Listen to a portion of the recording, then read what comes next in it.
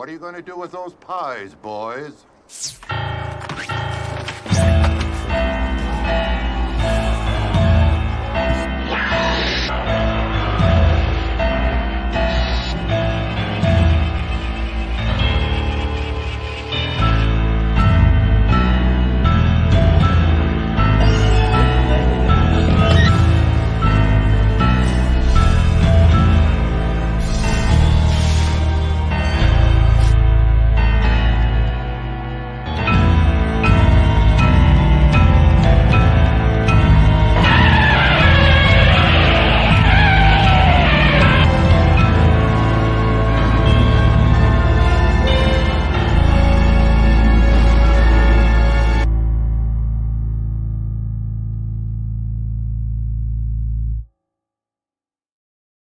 Hello, cadets. Welcome to another episode of the Big Monster Briefing Room.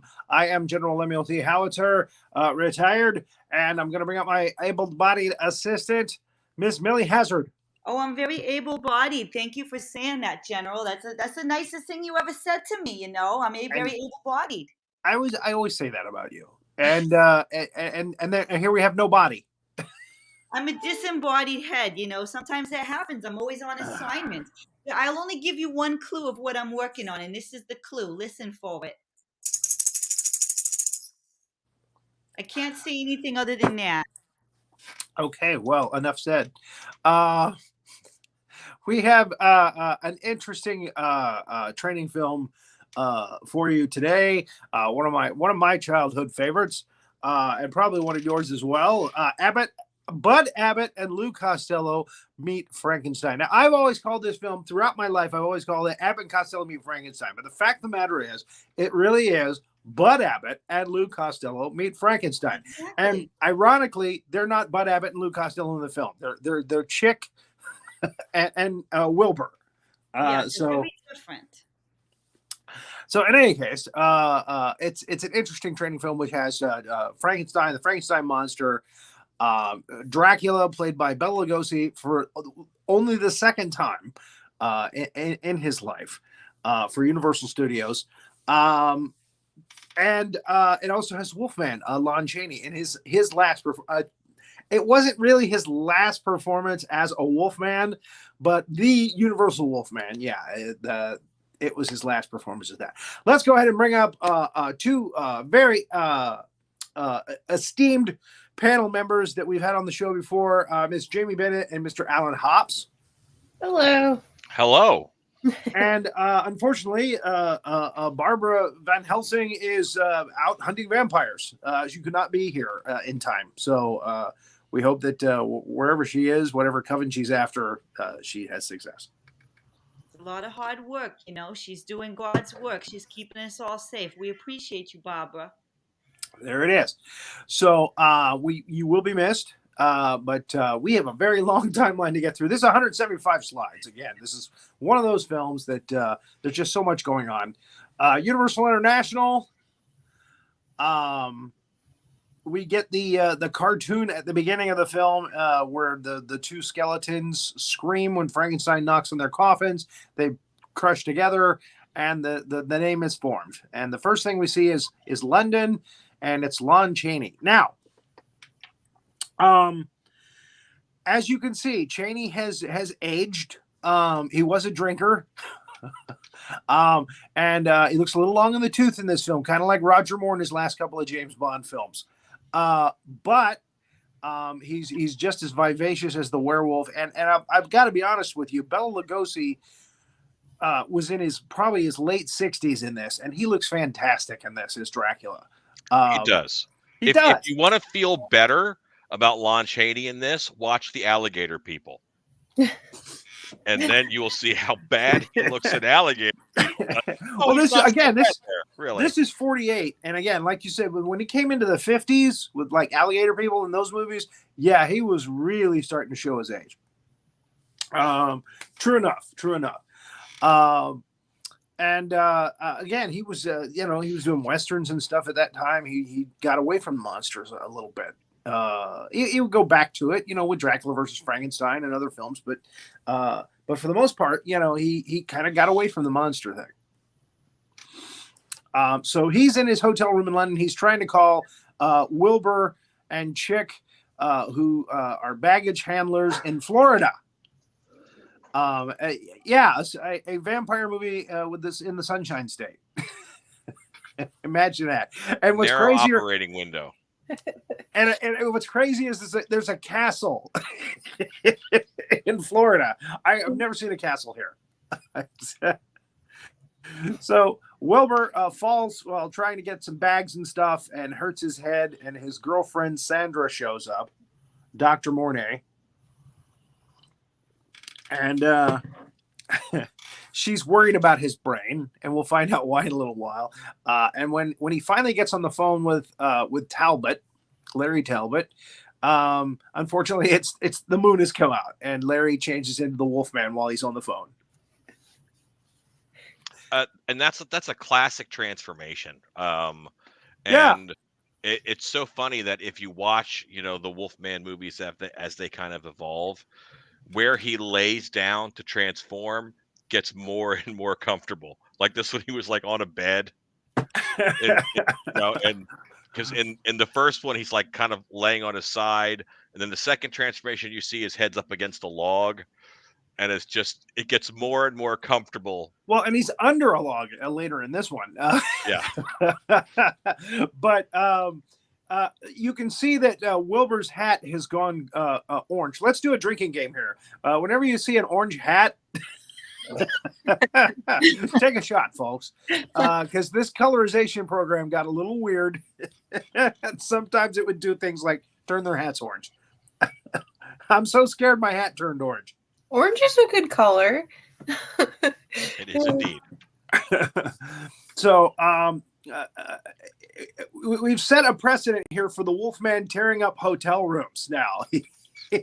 He gets somebody to lock him in a hotel room, and then he trashes the place. But he doesn't kill anybody. Before there were rock stars, there was the Wolfman. There was the Wolfman. This is Frank Ferguson, character actor Frank Ferguson, playing McDougal, who runs the House of Horrors in Florida. And he's come to get his two exhibits for his House of Horrors, which is the remains of Dracula in his coffin and the Frankenstein monster. And this helped decide what I was going to do when I grew up, because I thought McDougal's place was the most awesome place in the world, and that's what I wanted to do. That's where I wanted to work. Well, there you go. McDougal's House of Horrors. Life That'll scare the pants off you. So we got some shtick where Wilbur is up on top of the box, which is probably Frankenstein's monster. That's my guess. And he's going back and forth, and it finally comes down. And McDougal's not happy. He says, I'm going to get an insurance adjuster to check these out because I just don't trust you guys. So you deliver the boxes, and I'll have the insurance adjuster look at them when you deliver them to my House of Horrors. And there's the delivery entrance right there. Now, I remember, Mr. Hops, you came on for Frankenstein Meets the Wolfman, and you were very disconcerted about about the colorization of the film. You'd seen the film in black and white dozens of times, and it was just off-putting to you to see it. It was very weird to see it in color. Yes. So we've done that here as well. It's the first time anywhere you see the whole thing in color. I'm doing better with this one. I'm doing better. Yeah. It's still weird, but I'm doing better. Orange It's hats. a big monster briefing room exclusive. You can't get this anywhere else in the world. This is the only place in the world, and the general does this himself. It's absolutely amazing. That's right. This takes a lot of time and effort. So we get Dracula's legend. That's what Wilbur is reading as he's trying to unpack the coffin of Dracula. And he starts to get scared by reading it, and he starts to hear creaks from the casket. And it's because Bela Lugosi is in there. Is that Bela Lugosi's forehead? It is. But here's the funny thing, and I never really thought about this until this week. Why is it that Bela Lugosi sets the precedent in this film for putting the black cloth, putting the cape across his face? Because he does it all through this, and he does it in Ed Wood movies later. I I honestly think it's because sometimes it's a stuntman. Really? Yeah. So, and that's what you can hide most of it, make the eyebrows strong enough, and okay, that's probably Bela Lugosi. I think that when he's sometimes when he's covered, it's not exactly him. I think it's Lugosi the whole time. And I'll tell you why. If they had seen his face, they would recognize Dr. Leos later on in the film. And that's why the writer wrote that into this script. And that's why it became a thing later after this film with him putting the cape across his face. So it's a plot thing, if they can't really see his face. They're not supposed to see his face. Otherwise, it's also in the cartoon credits. Yeah. Is it? They have that action in the cartoon credits where he puts it over there. Funny. But again, it becomes a Dracula thing after this film. Because that's clearly Lugosi. He doesn't need to cover his face other than the fact that Wilbur and Chick can't see who he is because it would ruin the last half of the film when he comes out as Dr. Leos. So again, it's kind of strange that he's doing it, but there it is. I mean, it makes sense if you think of it that way. So Chick calls Wilbur. I'm sorry, Wilbur calls Chick because he's scared and he thinks Dracula's in the coffin and he's gonna bite him. And Chick is saying that's ridiculous. Get back to work. And this happens like 2 or 3 times. And the candle moves back and forth on the coffin. This was actually taken from an earlier film that they did called Hold That Ghost. It was a bit that they redid. And then they have the thing where he's flying like a bat. He's pretending he's flying like a bat. And he turns and he sees the hand on the coffin, and it scares him. And again, he calls Chick back. I love that name, Chick, by the way. And it's he can't ever quite get it out. He has a real hard time getting it out, which was pretty funny. Chick. Classic.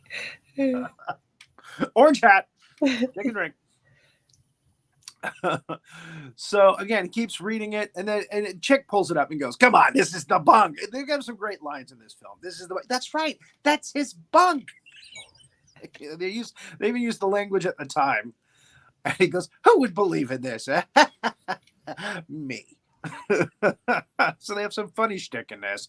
And, the whole thing worked because they were fairly respectful to the monsters. The monsters were still scary in this. Yes. And again, they did their funny side. It was like 2 halves of one film. They did their funny stuff, their shtick together, shtick with Chick. And then they had, the monsters being the monsters and still being menacing. So they open up the Frankenstein monsters crate. I'm telling you right now, I like Boris Karloff playing Frankenstein, but this is my favorite looking Frankenstein. I mean, Glenn Strange really had a great look in the monster makeup. Absolutely. And he looked thick. He looked solid. He had that square jaw. He had the craggy cheeks and the face.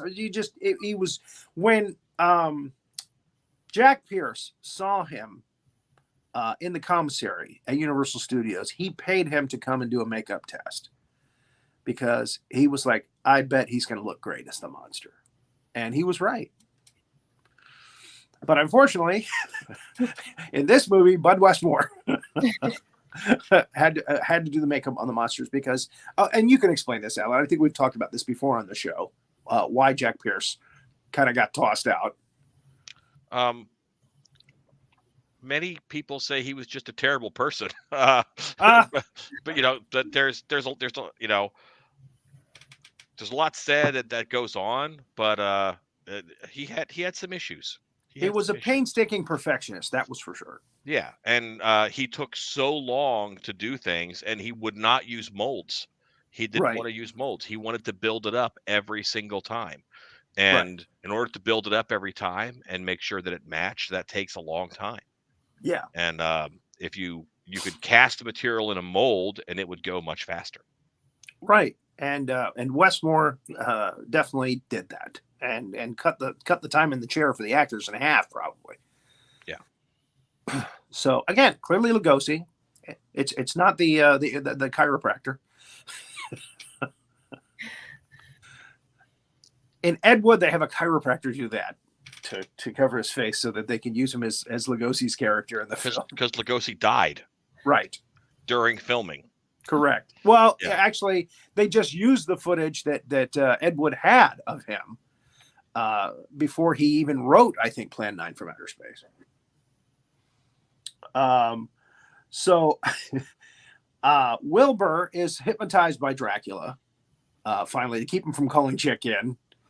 And he goes to the Frankenstein monster and he revives him with his Dracula ring, somehow shooting electricity into his bolts.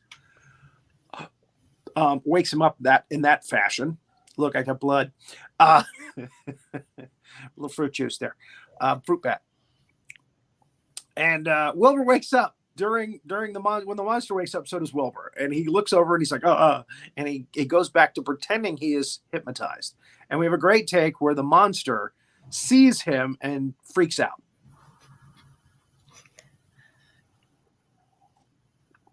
And Lugosi explains, or Dracula explains, that he's a mindless brute, and he just doesn't like people. He's not a people person, and he's like, "Don't worry, he won't hurt you." They move on. Just as McDougal shows up with his insurance adjuster, and they turn the lights have gone out. They're evidently they had a bad breaker. And he fixes the breaker, and they go in, and the exhibits are gone. They're actually in the corner, hiding in plain sight. Frankenstein hiding is just so fun and ridiculous. He was just kind of peeking out of the curtain, like, "I'm doing it. I'm hiding." And eventually, Wilbur and Chick end up running because they realize, there's trouble ahead, and they get caught and put in jail. Next, we see the castle in Florida. the great castle. Must be St. Augustine. Although I think they say somewhere in the film that it's Miami or something. And this is years before the Disney castle was built, too. That's right. I didn't think about that castle. Yeah, like castle in Florida. Okay, Walt Disney World. Got it. I was going to say that, but way too soon. Yeah, if Ron DeSantis has his way, that's what the castle's going to look like in a couple of years. Jeez. Oh, ouch. So the bat flies up, and he goes up to the window, to the lab there in the castle, and Dr. Stevens is busy at work. And then we see they did an animated Dracula changes from a bat to Dracula, and vice versa, like 3 or 4 times in this film. I really liked it. I thought it was very smooth as a kid. Mm-hmm. I could tell what was going on, but I thought it was very well done. Yeah. Disney again. Yeah, they're right. The bat animation. Hazzard is here. I'm right here. I'm absolutely here. And I thought you were going to say something. I thought when I saw your face there, so Dr. Mornay invites Dracula in, and he tells her that he is Dr. Leos, or traveling as Dr. Leos. He travels light. And again, you don't expect Lugosi to look good in these late 80s, or late 80s, his late 60s in this, because again, he was like 61 when he did Frankenstein and Frankenstein Meets the Wolfman. So this is like 6 years later. So he's like 67, 68 here. But he looks fantastic. They put makeups on him, and he looks great. And Strange looks great as the monster in this. So they're saying the monster's getting weaker. We need to do this operation where we're going to put Wilbur's brain into the monster. That's where we find out fully and most certainly that Wilbur is the target. He's going to be the brain in the monster. So at what point in Dracula's career did he become this scientist? Because he has this whole other suite of powers and abilities, and this is kind of where he, this movie to me is where he cements his "I'm the boss of the Universal monsters." Yeah. Okay. Well, he does want to have the monster to protect him in the daytime, to look over him and protect him in the daytime, and to make that happen, he had to find Frankenstein's book of what the hell's the name of the book? His journal, his lab notes. Yeah. It says it a little later in the timeline when the other insurance adjuster shows up and starts poking around. The Secrets of Life and Death. That's what it is. The Secrets of Life and Death. So he evidently finds that book in Europe because he's Dracula. You know, he can find anything. And he brings that book, or he sends that book to Mornay, knowing that she would do the operation because she's kind of a shady doctor. And she's good. She's good at what she does. That's what we gather. So the next day, we find out that Wilbur and Chick were in jail, and a beautiful girl bailed them out. They suspect it was Dr. Mornay. And Larry Talbot shows up at their hotel. And he tells them, hey, I was the one that called you on the phone from London. And, oh, wait, we're going a little too fast there. And, the Frankenstein monster and Dracula, they're here. And he goes, you see, Chick, yeah, I'm telling you the truth. And he says, well, wait a minute, the moon is going to come out. You got to lock me in my room.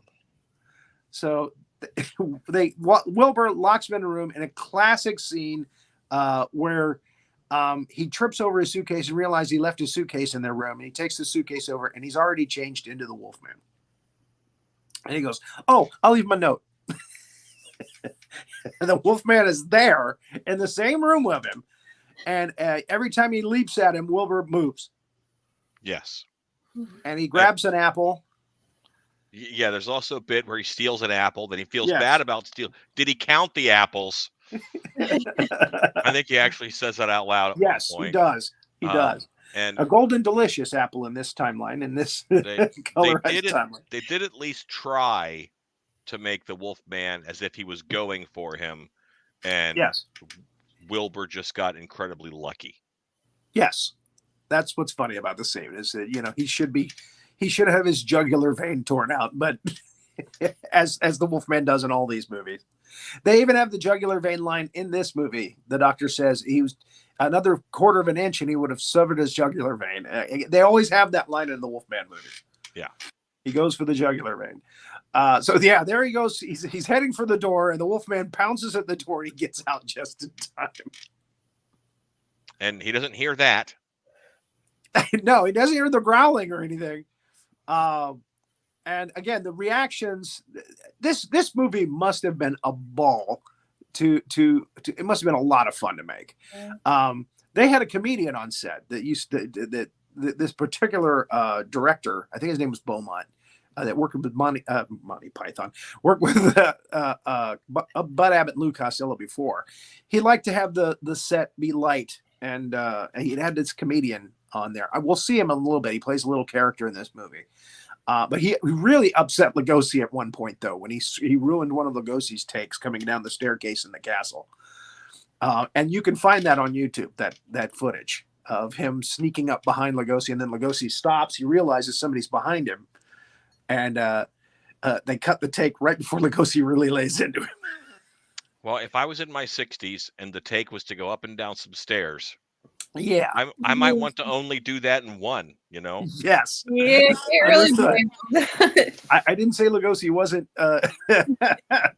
wasn't justified to be angry. But look at how good the Wolfman looks there. That's a good looking Wolfman makeup.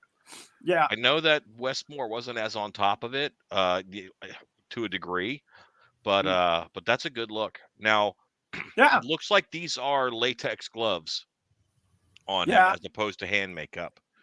But well, they had to get their takes with Lon Chaney before 3:00 in the afternoon because he would be stinking drunk by the mid-afternoon.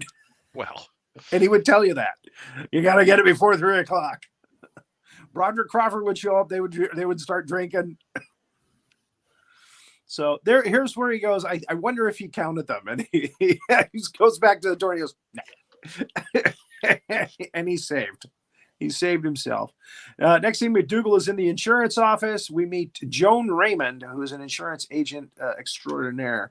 And she decides she's going to pretend to be falling in love with Wilbur to get back down to where those exhibits went to.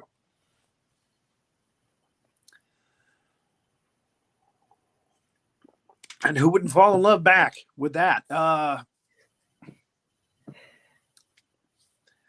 And that's the funny thing about this film. The shtick between Bud Abbott, Lou Costello, and this about the two women is really funny. It's pretty good because they're both after Wilbur.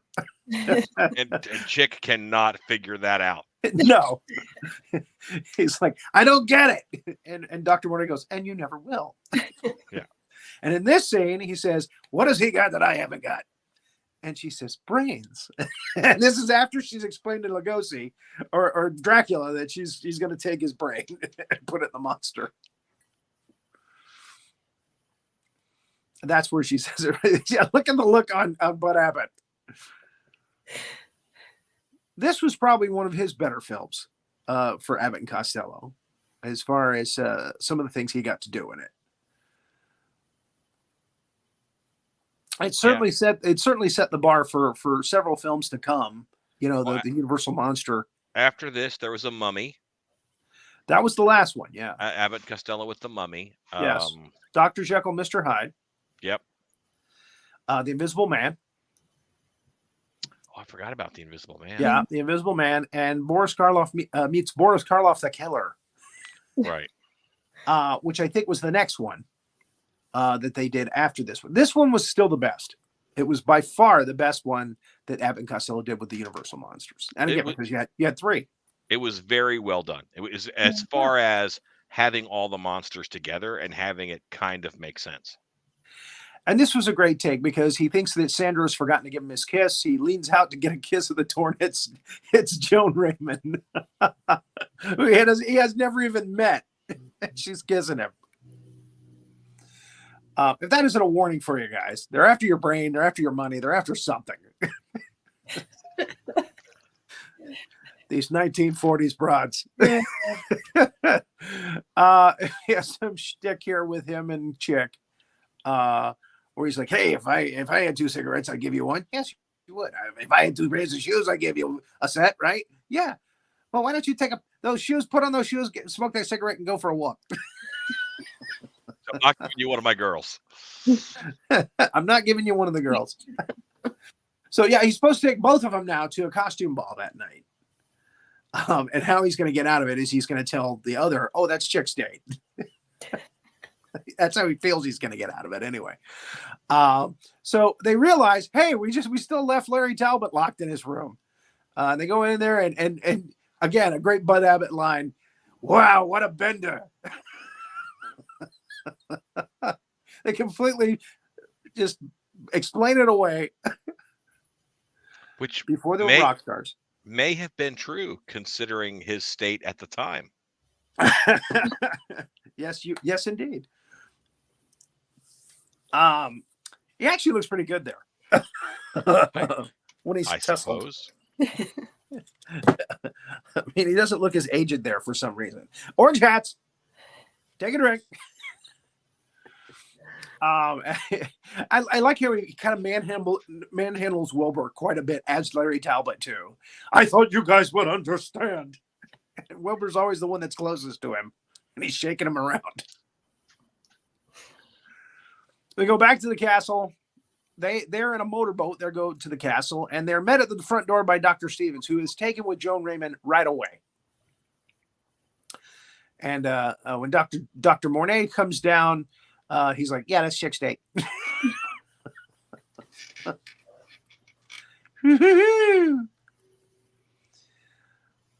And she's surprised, Dr. Mornay, because she wanted him to come alone so that she could do the operation. And she said, "Come alone, and we'll have a good time." And and Chick is there with supposedly his date, and she's like, "Why don't we go upstairs and powder our noses? Why not?" So at that time, Talbot somehow has gotten the number to the castle.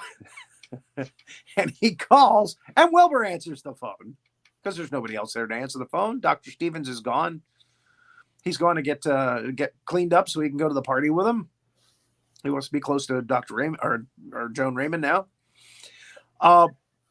So there's a great take where he goes, "I think you're in the house of Dracula now." and they cut to the telephone just being on the table, and Wilbur's gone, and Chick is chasing him to the front door and bringing him back.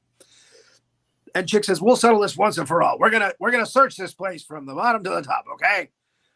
Which they probably don't have time for, but just to move the script forward.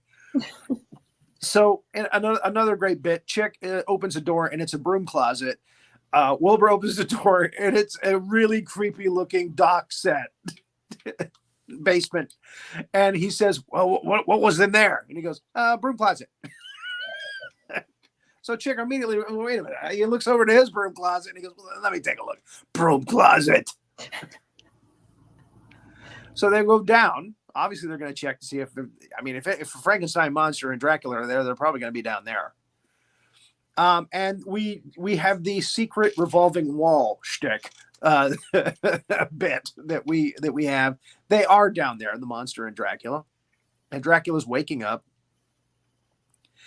And we have a scene. There's great outtakes on this scene too, by the way. Glenn Strange had a really tough time not breaking character, not laughing, while Lou Costello was doing shtick with his hand and giving him a lap dance. There you go. So yeah, he wakes up. He spins around through the wall again to get away from Dracula and Frankenstein, and he's telling Chick about it. And then they go through the wall. And when they go through the wall, Dracula, the monster, and the coffin somehow have gotten to the wall in amazing time. And they spin through it at the same time. And this was pre-Scooby-Doo. Yes. Well, and again, I was going to mention that there's a lot of things from this that ended up later in Scooby-Doo. The chase that they have at the end of this film, where they keep running into the monsters. Yep. That's classic Scooby-Doo right there. But again, this is where it happened first. The revolving set pieces. And I don't know if that's from. I don't know of an earlier instance of that gag in a movie before this one. Right. Yeah. I don't know. I mean, it's almost a haunted house staple now. Yes. But it very well could have the revolving wall. Here. Yeah, it's very possible, because I don't think they did it in the Cat Creeps. Possibly, but I don't remember it being in the Cat Creeps, either one. But it's certainly used to full effect here, because Wilbur goes through again without Chick, and the monster and Dracula are on the other side, and they start coming for him. And again, Dracula's got the cape across his face, because if they see him as Dr. Leos, the next scene where he shows up on the staircase, yeah, they would go, "Hey, Dracula."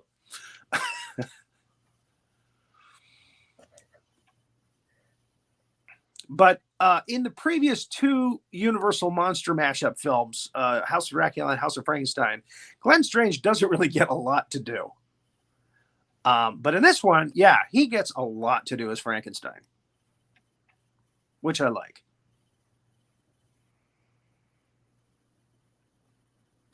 It does. And that's all I got to say about that.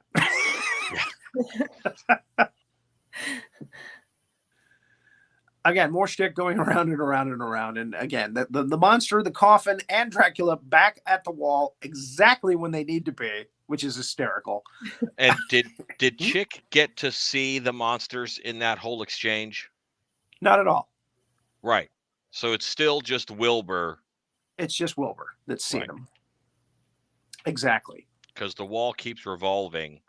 Correct. And he's on the other side from the monsters always. Always. So they decide, this is taking too much time. Oh, upstairs, the girls, Joan finds in Dr. Mornay's cabinet there, The Secrets of Life and Death by Frankenstein. And of course, she's looking for Frankenstein and the remains of Dracula for the insurance company.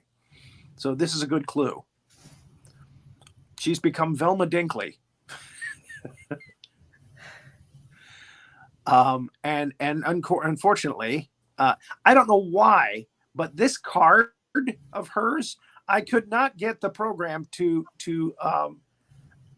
reproduce this card in color. So this is the only thing in the slide presentation that's still black and white. Maybe the card was black and white. Dr. Mornay's finger should be colorized, but it's not. It should be finger colored. It should be finger colored. Yes. That lady finger. So she sees that Raymond is snooping around. She sees that Raymond is an investigator for the insurance company. So she's like, oh my gosh. And then when they come back down, Wilbur blurts out that he and Chick have been looking in the basement. So this has really put up the red flags for Dr. Mornay. And this is when Lugosi comes down. Sweet smoking jacket. Dr. Louse, yes. In a wonderful smoking jacket. Great look for Lugosi in this. Classic. And he's having a ball during the scene, except for the one take that was killed, and he was very upset. Oh. But he's enjoying doing the comedy in this scene. You can see it in the slides here. He's saying how nice it is to hang out with young people with blood. he's doing all the vampire comedy shtick in this scene. I approve of your choice, Dr. Mornay. You know, he's so full of blood. And he tells them all, go to the masquerade ball. Go to the costume. Look at that face. He's very happy to be doing comedy. That's a face. And again, a great smoking jacket. I'm glad you pointed that out, because I should have, and it really is a great look. Surprisingly, Joan Raymond's costume is kind of a gypsy girl. So we actually do get another kind of trope from these films. You got the Wolfman, you got Frankenstein, you got Dracula, you got the gypsy girl. They did not try to wedge in a hunchback nurse, which they didn't do a hunchback. They didn't throw a hunchback in this one. But Dr. Stevens is a little hunched over, looking at Joan Raymond. Well, I'll get my things and I'll come with you. But she says, Dr. Mornay says she's got a splitting headache. She doesn't want to go now. And she's not going to talk about it. And she goes upstairs with Dr. Louse, quote, wink, wink, nudge, nudge, Dracula going up after her. The expressions on Lou Costello's face in these scenes when he's reacting to other people he really is a good actor. Yeah. Lou Costello was really a good actor. Absolutely. Yes. Yeah. A lot of work with his face, a lot of body language. Yeah. And in this scene, I love the smoke. The cigarette really pulls this look off. She's kind of like dressed as a woman in white as well, which is another kind of trope. And he's going to put the bite on her in a second, and we're going to see something very surprising here. And I think Alan probably knows what I'm going to talk about here. He tells her to look at him. We get the Lugosi eyes, and then we see Dracula in a mirror. Yep. Very clearly. And in 1931, you couldn't see him in a mirror, but in this, you can. And we also get, I think this is the first time that we get kind of an orgasmic look on a face of a woman when she gets bitten by a vampire, which becomes a big thing later in films. Yeah. Yes. With vampire films. I do believe this is the first time they may have done that. Because at first she looks like she's in pain, and then she gives kind of an orgasmic gasp. Yeah. She does seem to enjoy it. That is true. And she becomes one of the undead. We go to the party, the Florida masquerade party, where they're all wearing hot costumes. And Dr. Stevens makes time on Wilbur's second date, Joan Raymond, and they go dancing. And Wilbur and Chick decide to put their costumes on. They do a little shtick where he goes, well, let's show them. And he starts dancing with Chick, and Chick throws him off, What are you doing? And Larry Talbot shows up. Oh, no, they meet McDougal. That's right. McDougal shows up in a devil costume, and he manhandles Lou. He manhandles Wilbur. And this is important later because he gets attacked by the Wolfman, and then they say, "Yeah, I saw him fighting earlier." Somebody says that, and they have to run again. Chick and Wilbur are always on the run. So he's like, "All right, fat boy, show me where my exhibits are." There's the comedian I was talking about. When Lon Chaney comes in as Larry Talbot, he asks, "Where's Chick and Wilbur?" And he goes, "I don't even know him." And that's his only line. And he walks off. And he looks kind of like Joe Besser, but that's him. And again, if you look at outtakes from this movie, they're out there on YouTube. You'll see a lot of him. He likes to do shtick between scenes, during scenes, actually, even.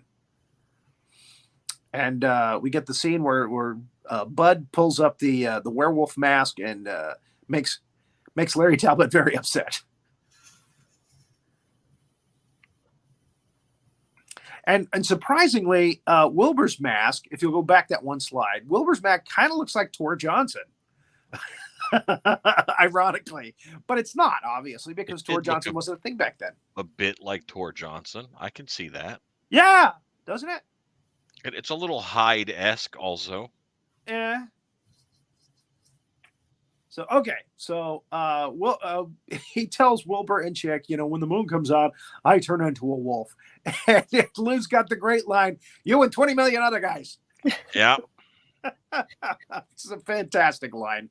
Again, great lines at the monster's expense, but they're still very respectful to the Universal monsters in this. They go outside and they see that the boat has come from the island, and it's Dr. Laus has decided to show up dressed as Dracula, and he's got Dr. Mornay with him.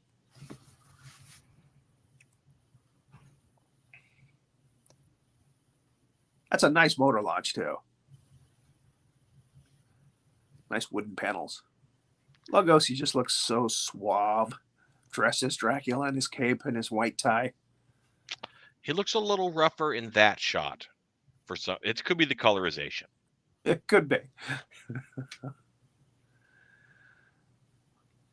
and we see a kind of a far off look in Dr. Mornay's eyes, and her hair's down for the first time in the film. And Chaney, Talbot, tells him, he calls him Dracula, basically in front of the rest of them. And he says, "Oh, well, I guess it's the costume. I should take that as a compliment." Yeah, he's having a good time. And he's already explained to Dr. Mornay, I'll get the insurance girl. You get Wilbur off to the side, and we'll get him to the castle. So she takes a walk with Wilbur, and he looks into her eyes, and there's bats flying at her eyes. And again, some great reaction shots from Lou. And just as she's going to put the bite on him, Talbot and Chick show up and run her off. And it's interesting that's kind of a first time we see a vampire girl with she kind of hustles off, realizing she's in danger, which becomes a thing later on in vampire films. So they decide to go looking for the rest of the group. And again, the moon has come out, and Wilbur and Talbot are together. Chick has gotten split off from him. This is the... All right. So the McDougalls, okay, when the things are being checked in, Lon Chaney called from London. Yes. And there was a full moon that night. Correct. Not the next day, but the day after that. Yes. This is like 5 days later. It could be as little as 4. Mm-hmm. So we're on the 4th night of the full moon. Okay. I see where you're going with this, because he changes again the next night.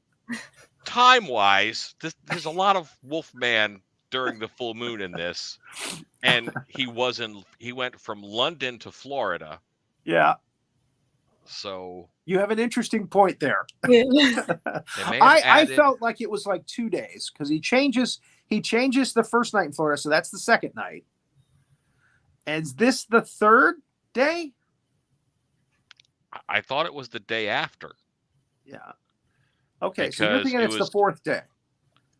Is Did what you're saying. McDougal say deliver the crates tomorrow or deliver the crates tonight?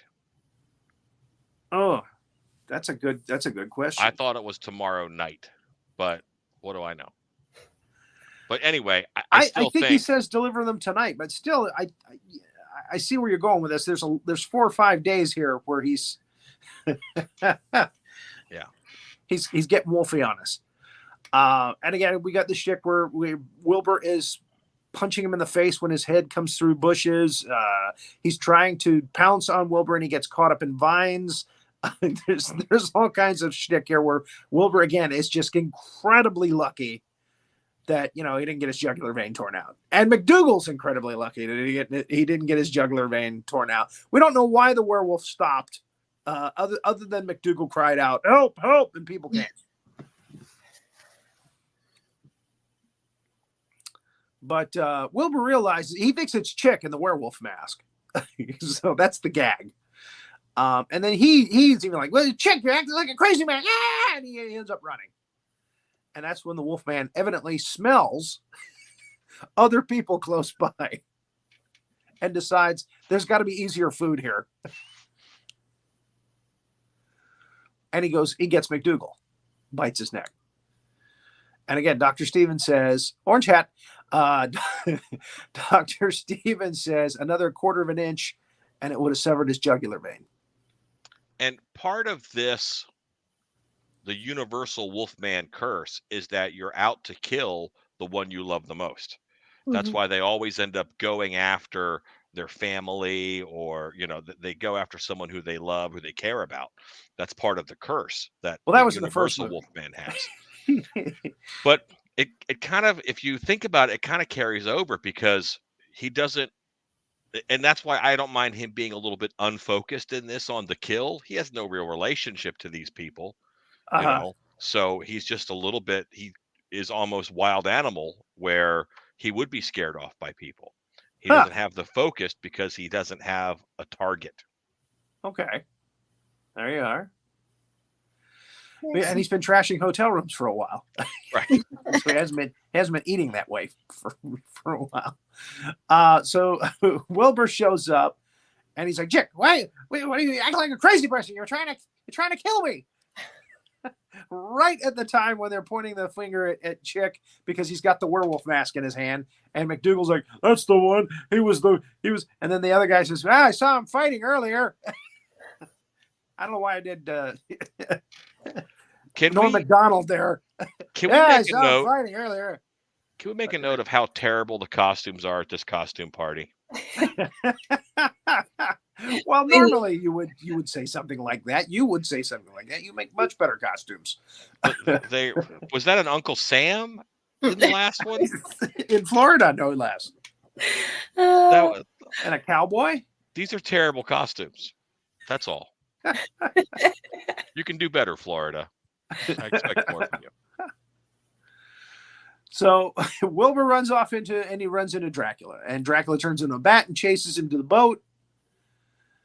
For some reason, he stops chasing him. I'm not sure why, because Wilbur sees Joan Raymond, and he goes and again has another great line. "Oh my God, you've gone bats too," because she's got that glazed look in her eye. And then Dracula shows up. I guess he got lost for a second there. Even his bat radar couldn't find the boat. Turns into Dracula in front of Chick. Now, this is where Chick realizes, okay, everything that Wilbur has said is true. And Dracula turns and uses his eyes to zonk Chick out, make him pass out, and then they take off in the motorboat. And he makes Wilbur pass out too. So Talbot wakes up the next morning, and amazingly, everybody's looking for him, and Chick is the one who finds him right away. And they're talking about, Wilbur's at the castle. We got to go save him. that insurance adjuster, they took her too. So now they've decided that they're going to wait until nightfall to attack the castle. Under the That's a cover of terrible dark, idea. when Dracula's Why would you do it? Why wouldn't you do it in the daytime? that's what makes sense. The villain is Dracula. Well, let's attack at night. Yes. So, and again, it's Lawrence Talbot. If anybody knows monsters, it should be Lawrence Talbot. He's been through a lot of these films. So we have the shtick where Sandra's just standing there looking glazed and dazed, and he's Wilbur is in a stock. And he keeps looking over at the Frankenstein monster who's sitting there in front of him, and over to this girlfriend or supposed girlfriend, Sandra Junior. He calls Frankenstein Junior here. Sandra Junior. He's hoping that they'll let him go, but of course they won't. And then he looks over. What a great look! Oh yeah, Glenn Strange looks awesome there. And we get the scene where Dracula comes out of his coffin. This is on a lot of video and DVD boxes for Plan 9 from Outer Space, by the way, this shot of Lugosi coming out of the coffin. Actually, it's the next shot that we really see the most, where he looks over at the camera. And it looks good colorized.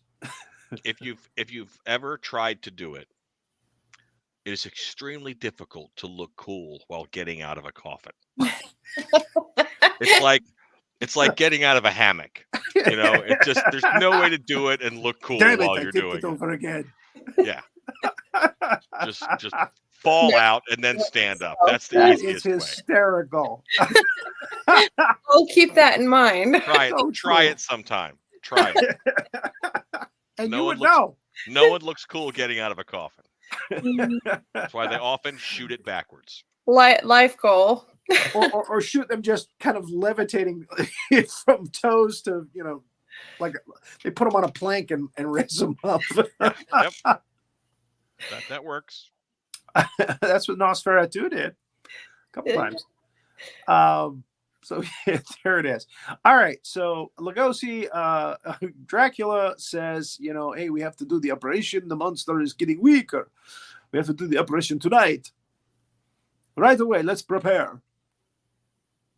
Now, because this is the Bud Westmore Frankenstein makeup, he's got the longest hair. I've noticed Frankenstein. He looks kind of like the Beatles in the back. He's got the long hair in the back. Bolts in the front, party in the back. Yeah, there you go.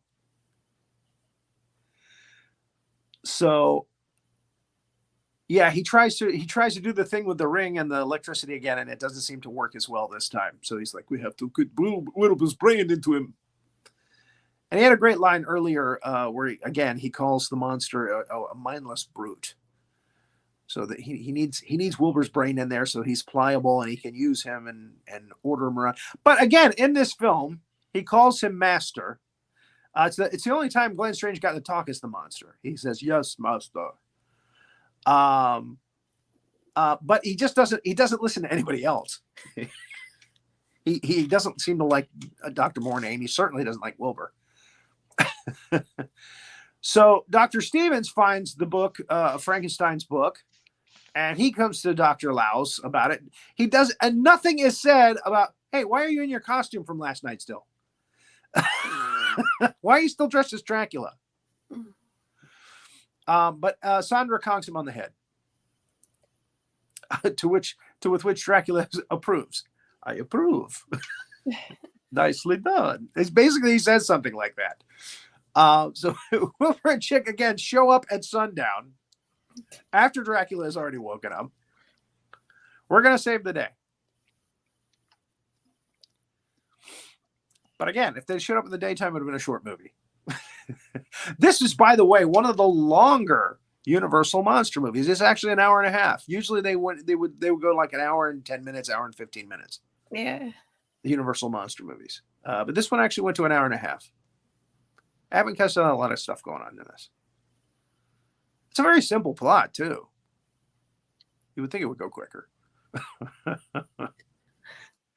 So here's Bud Chick saving the day. He's getting him out of the stock.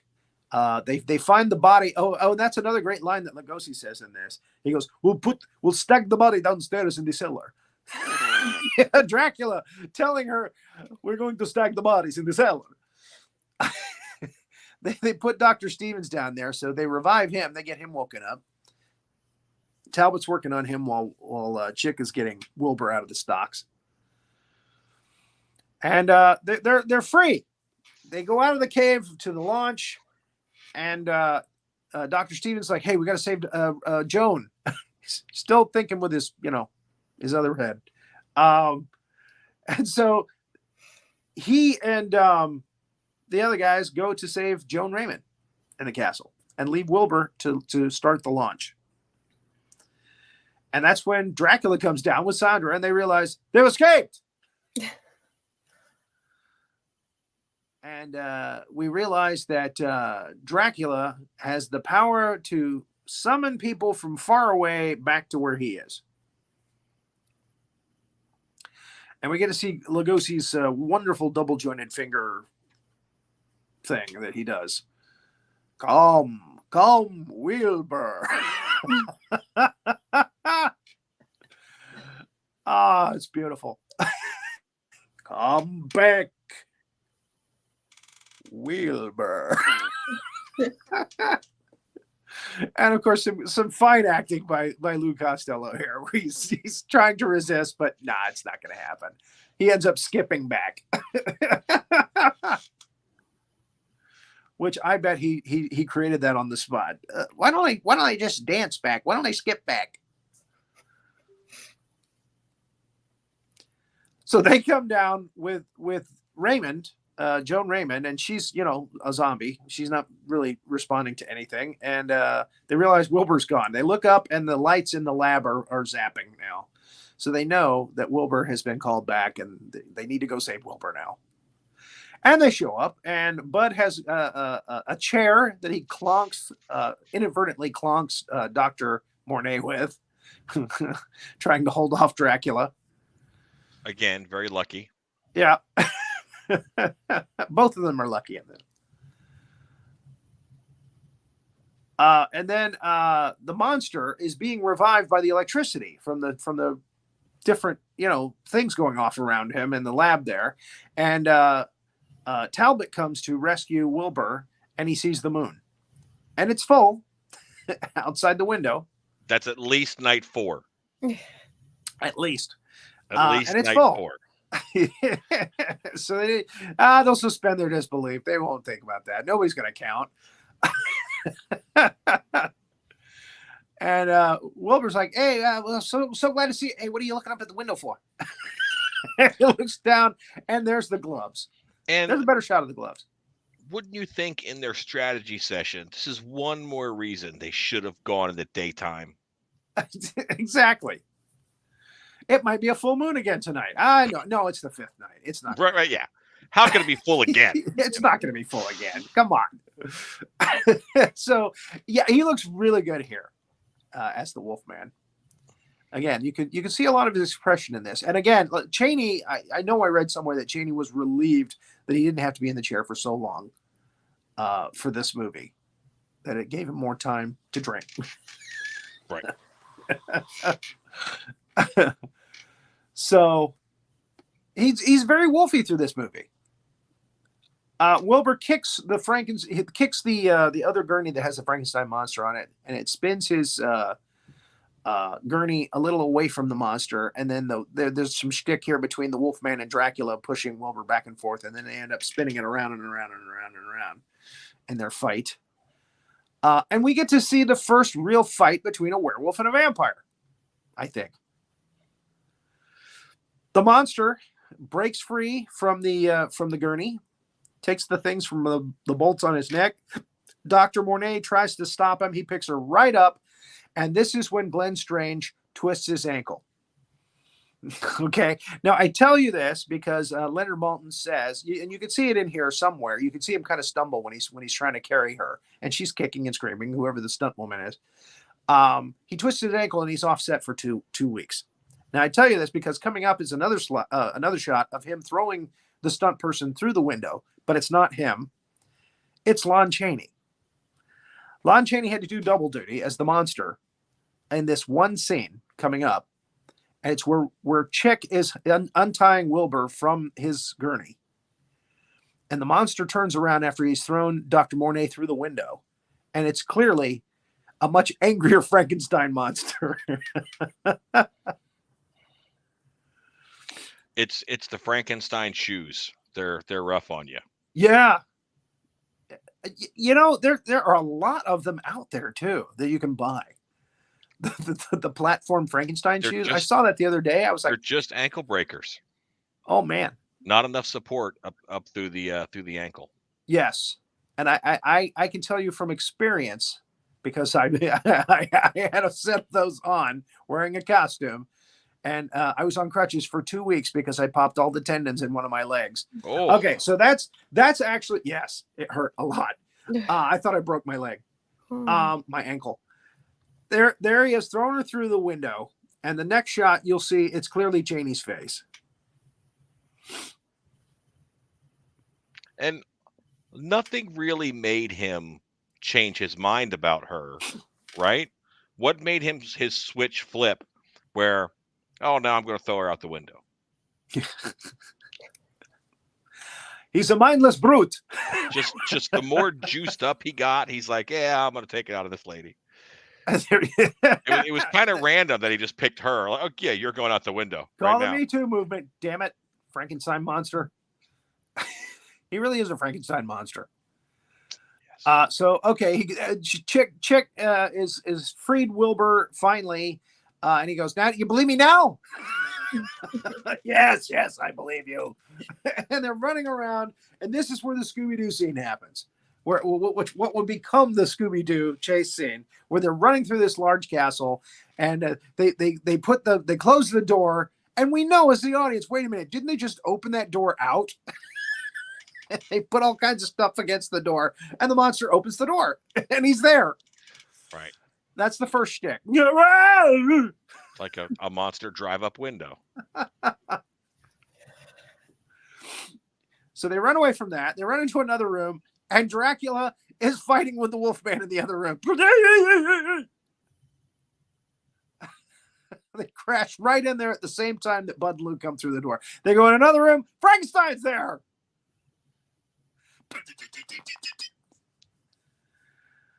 And they run. And this is, I had to put this here because really you can see where they kind of went with Fred Gwynn as Herman Munster after this. I mean, he does kind of look, you know.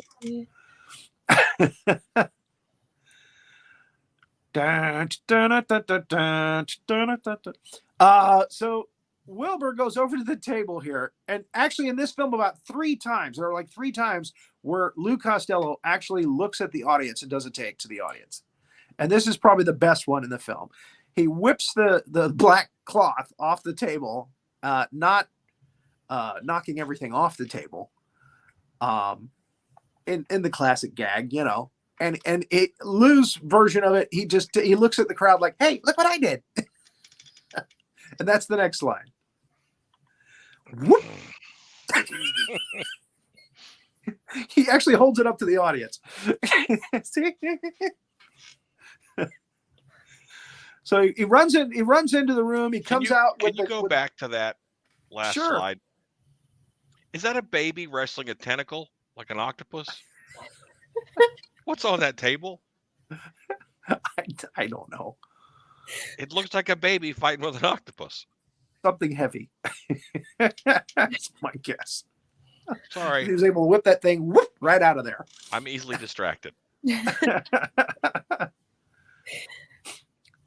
Thanks for the tentacle-born visual. So he comes out with the cloth over his face, and he says, back.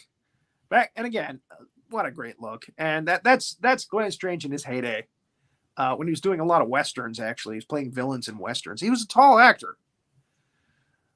So that's what Jack Pierce saw, and he said, hey, if you want to give me the night, I want to do a test on you. And that's how he became the 3rd actor to become Frankenstein's monster for Universal. And he did he do 3 movies?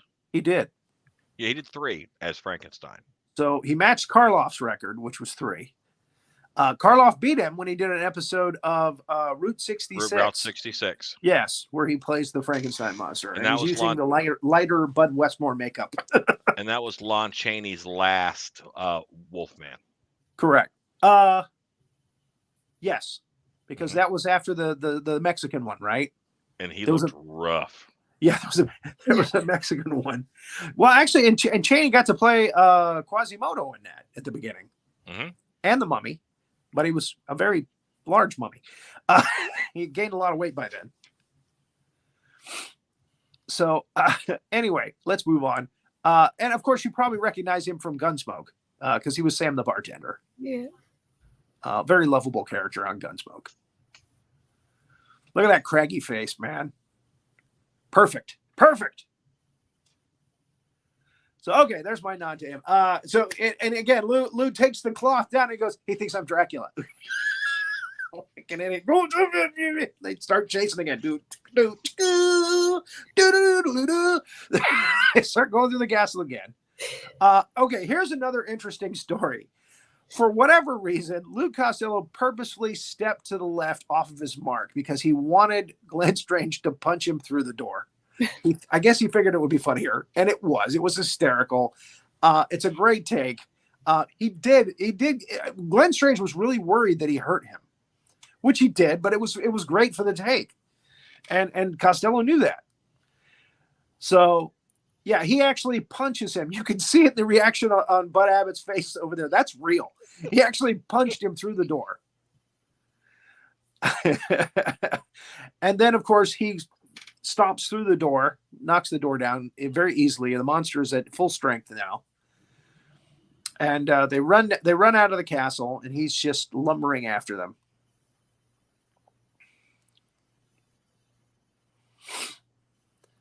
And here's where we get an interesting death for Dracula and the Wolfman. Dracula changed into a bat on a balcony, and the Wolfman grabs the bat, and they fall down into the rocky, craggy water below. Now, to me, this definitively answers the question, who would win between Wolfman and Dracula? Because this would not kill a Wolfman. No. Now, I don't know that it would necessarily kill Dracula either, unless the Wolfman beheaded him by ripping his little bad head off, a la Ozzy Osbourne. That could be. Yeah. But there is a mention later in films of running water being... they cannot cross running water. That's a vampire truth. So I think you're right. I think Talbot probably survived this, but Dracula... The reason that we know that Dracula didn't survive was because Joan Raymond comes out of her daze at the moment that it happens. When they hit the water, when they hit the rocks there, Joan Raymond comes out of her, dazed state, which we'll see in the next slide. So now they can focus on, killing the Frankenstein monster. And Lou and, Bud and, I did it again. Bud and Chick and Wilbur. Chick and Wilbur are coming down the hill to the dock. There's another dock that they know of because they came in on it the night before, the 2 nights before. The night before. And the monster's coming down through the woods as well. They try to lock him off the dock with a huge iron gate because most people put a huge iron gate at the front of their dock. Ornate gate. And the monster goes right through it. It's very easy pickings for him. He just pushes it right over. Breaks the chain. And then McDougal shows up with a buddy of his. And I got shotguns. And we have the great line from Wilbur. You still want your exhibits? Well, here comes one of them now. And the monster's coming up the dock. So McDougal and his friend end up jumping off the dock to get out of the way of the monster. As McDougal said, that's enough to scare the pants off of anybody. Now, and there they go. Now, Wilbur and Chick get into a boat to try to paddle away a dinghy. I guess it's McDougal's boat. and it's still tied to the dock. And the monster is picking up big, huge barrels of, I don't know, and throwing it at them. Dr. Stevens and Joan are filling up gas cans or emptying gas cans into buckets so they can throw it all over the dock. And there he is, heaving the stuff at them. And Bud is saying, untie the boat. Untie the boat, please. Will you untie the boat? His great lines at the end there. And Frankenstein's monster has pretty good aim. He's almost getting them. So Dr. Stevens lights up the dock.